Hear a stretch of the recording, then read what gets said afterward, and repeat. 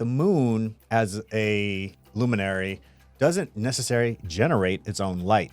It is a reflective surface, the Hades moon. It's one of the roughest moon signs to have because not only do you have to isolate yourself to heal, that requires rebirth and reconstruction. What you impress upon your mind, the light and the images that impress upon your mind will always reproduce and recreate. But that is basically the definition of shadow work. Shadow work is going into your underworld, going into your lower centers, healing, finding those different issues. The moon, it is the second brightest luminary in the sky, second only to the sun.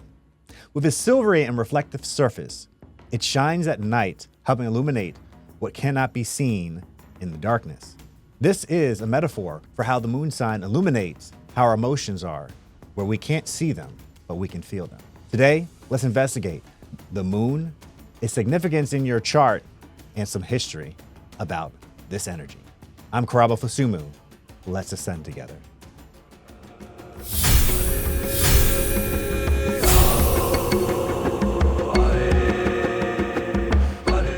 So many people ask, why is the moon so important? The moon represents our inner self. It represents what we basically cannot see. It is the home of our emotions. The moon sign in your chart shows where you are emotionally. For example, if you have a moon in Scorpio, you are going to be a person who is going to be dealing with energies that are going to help you investigate more into yourself, learn more about your inner beings. A lot of times with people with that kind of placement usually have a tough relationship with their mother growing up.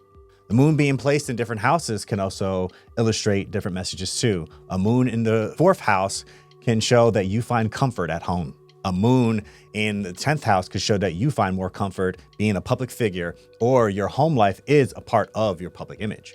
But aside from what it says in a chart, the moon in occultism also holds a lot of great information that helps you with your growth. The moon is associated with the metal silver. Silver in alchemy is second only to gold. Silver is the most reflective metal out of all the sacred metals. What makes this very important is that it shows that the moon as a luminary doesn't necessarily generate its own light. It is a reflective surface. The moon itself reflects the light of the sun. So it doesn't generate, but it also contains. The lunar energy of the moon becomes a container for our past experiences. It also is a container for reproduction. In many Western mysteries, the moon is also associated and connected with the reproductive functions. The other twin that it works with is the Mars energy too. The moon more or less contains more of the memories and the history, while the Mars energy is the drive and the power that activates that reproductive energy. Your emotions, whether happy or sad, your experiences, positive or negative, all get stored up in your lunar energy. You can really understand how to navigate your emotional self by understanding your moon sign. If your moon sign is in your 1st house, it is going to be more of the better you are yourself, connecting with your personality, you are going to feel more comfortable. If you try to be other people, it just doesn't work like that. If the moon is in your 2nd house, and actually the moon actually likes to be in here because the moon is also magnetic. So aside from being reflective, it's also magnetic. So it likes to draw things in. And the 2nd house is the house of self-worth. If you feel worthy and you feel magnificent and great, that self-worth helps generate resources and generates money, generates all the things that you want because you already see those things within yourself. You see yourself as happy and amazing. You're going to attract more happy and amazing people or happy and amazing experiences. If you're down and moody and gloomy, it's going to, well, unfortunately, draw in more down and gloomy and moody. The moon reflects the sun, and the sun in an astrological chart represents yourself, your individuality. The better you understand yourself, that sun aspect, the more your moon can reflect the proper light. Because the moon is a reflective surface, it not only reflects the light of our self as the sun, it also reflects the light of the Most High.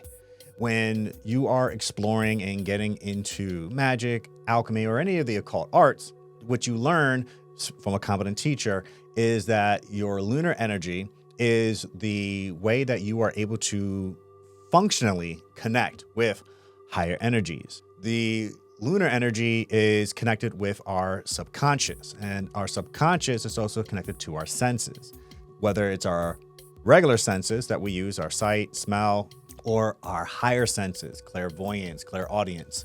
Those are all connected with the lunar energy. It uses more of a pictorial and emotional way of communication. And that light and that energy that comes from higher sources and higher energies is able to communicate through that way, because the self-conscious mind, the mind that we use in our regular day-to-day, because the languages are always varying, this is a universal language. Conversations that you're able to have, say, with your pet, or even with a person that you don't speak the same language. We'll use English and Spanish, for example. You guys may not be able to communicate with your words verbally, but certain actions, I have to go to the bathroom. So you do the motion of, you got to take a dookie. A person who doesn't speak the same language, you will understand, bathroom. And they'll guide you along the way to find a bathroom. That is pictorial. There wasn't really clearly understood words, but the message was still sent. And that's how communicating with your subconscious mind comes into effect. You are able to do it via pictures and images. This is a super important aspect as you grow spiritually. What you impress upon your mind, the light and the images that impress upon your mind, will always reproduce and recreate. So remember that. What you impress on your mind could be music you listen to, could be the images that you look at, could be people that you interact with too. These are going to be impressed onto your subconscious, into your lunar energy, and then your lunar self will reproduce. Because the lunar energy is pure, what it does, it just reproduces whatever's given to it. It doesn't argue, it doesn't fight. It just goes, oh, okay, cool, I will do that. So if you're thinking about yourself and making this image in yourself as a failure, and you're not succeeding at life, and that is what your lunar energy is going to do. It says, oh, okay, that's what we are. It doesn't see any difference between how you think or what's going on. It just sees it as an image. It's okay, well, I'm going to recreate this image too. The High Priestess in Teru is the representation of this lunar energy. She shows the memory aspect by holding a scroll. She shows how we should handle our lunar energy and our emotions by being poised, relaxed. She's calm. You see the different phases of the moon in her crown, and you also can understand that she stands between darkness and light. She's not too much in darkness and she's not too much in light. She is able to reach both ends. Isis is represented in the High Priestess, and she quotes in one of her ancient decrees, "I am all that has been and is and shall be, my veil no mortal yet uncovered." What she is basically stating is that her veil, everything that is hidden, isn't just given. The lunar realms are ones that take time to really understand, and then able to shine your own light to see into them. That's one aspect of it too, but also doing the work and practicing visualization exercises and everything. That's what really enhances and strengthens your lunar aspect. The moon, we said earlier, in the first house, you find comfort in yourself, in your personality. Second house, you will be able to generate, if you value yourself more, you will be able to generate more comfort. If you have if your finances are in order too, that also plays into that one too. In the third house, this one represents your close friends, your siblings. You find comfort in your small circle. In communication, you express is a great way to express your emotions. In the fourth house, you find comfort at home. It helps you stay focused, where you feel grounded. In the fifth house, you find comfort with children or being playful, romantic. In the sixth house, you actually can use your emotions well in your workplace, in your day-to-day. You're able to direct them in the right direction. In the seventh house, your emotions tie in very deeply with your intimate relationships. Maybe you only show this part of your emotions to these intimate people. In the eighth house, this is where one of those houses that where the moon is here, this shows that you have work in healing, cleansing, and understanding. The 8th house deals with investigation, so digging deep into it. If you find that the moon is in the 8th house, then this is saying that you have possibly karma from whether you're inherited from your mother, or it could be that there is energies from you that from childhood you didn't have a good relationship with the mother or mother figures, or women just in general. I forgot to mention earlier that the moon in alchemical sense is connected to women or feminine force, but we'll get to that in a second.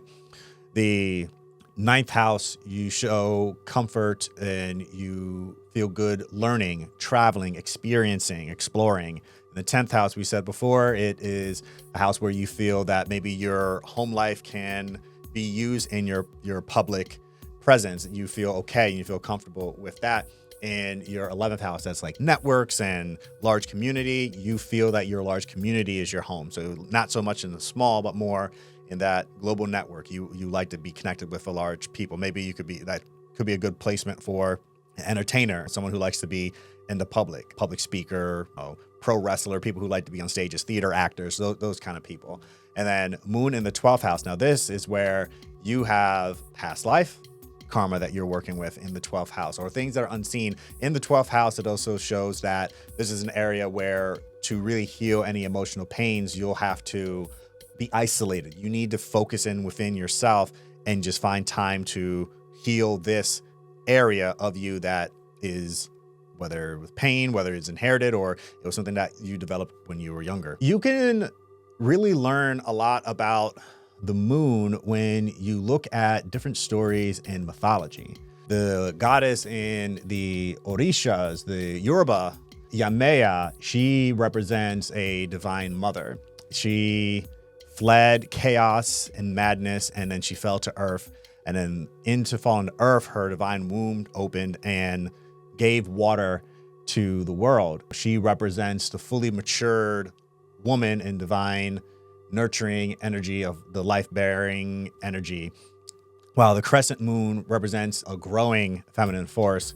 Yemaya more represents a full moon, fully matured and understands her placement, understands her duty and her responsibility to those who she serves as a goddess. Next up on our list is Hecate. She represents the underworld of the moon. I've spoke earlier about how to reach up to higher forces, you go through the lunar and the subconscious. Well, it also works in the reverse. Takes you into the underworld. Now, in shamanistic culture, the underworld isn't this hellscape of you're going to be punished and damnation. In shamanistic culture, we would look more at the underworld as a place where energy fell to that was too heavy to be either in the regular middle world or in the upper worlds.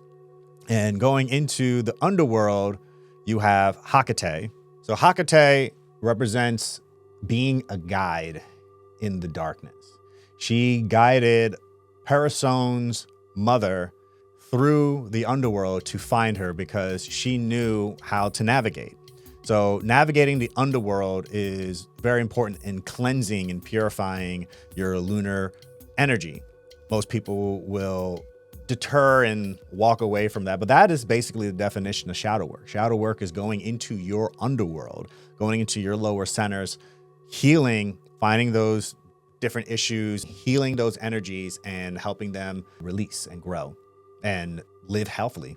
So because Hecate deals with darkness, I would say more on a new moon phase. In alchemy, the sun and the moon represent, the sun is divine masculine and the moon represents the divine feminine.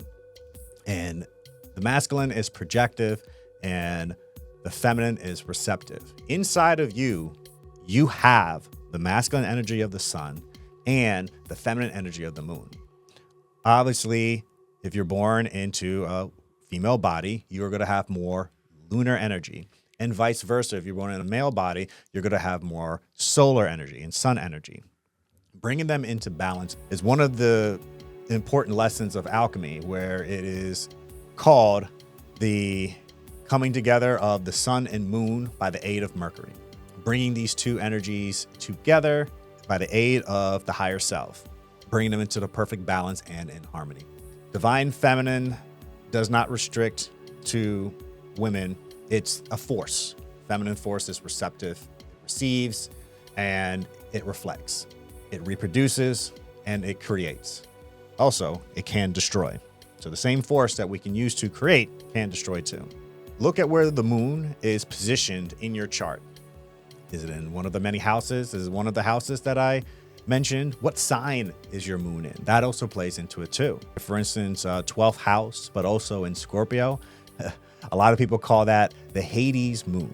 It's one of the roughest moon signs to have because not only do you have to isolate yourself to heal, but it's in that regenerative Scorpio energy that requires rebirth and reconstruction. In that aspect is a lot of work, but learning about your lunar energy and taking some time to understand your emotions is very crucial. That's why the moon is part of the big three: sun, moon, and rising.